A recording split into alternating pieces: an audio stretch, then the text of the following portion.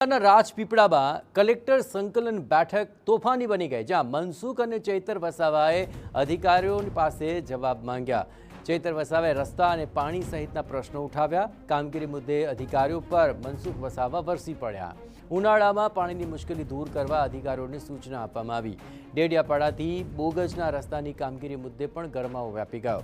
Work order આપ્યા બાદ પણ કામ શરૂ ન થતા નેતાઓ નારાજ છે.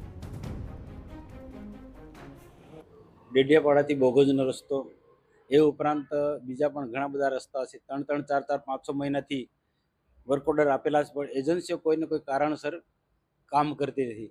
ક્યાંક ક્યાંક ફોરેસ્ટના કાયદાનો પણ થોડો તકલીફ છે.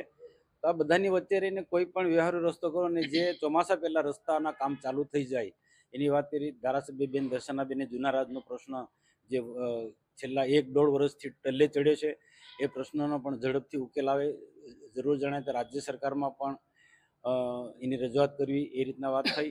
મનરેગામાં જે ફેસ આઈડીથી હાજરી પુરાય છે, એ બાબતે પણ અમે એ ફેસ આઈડી ટેકનિકલ ખામીના હોવાના લીધે હાજરી નથી પુરાતી, એ બાબતે પણ ધ્યાન દોર્યું છે.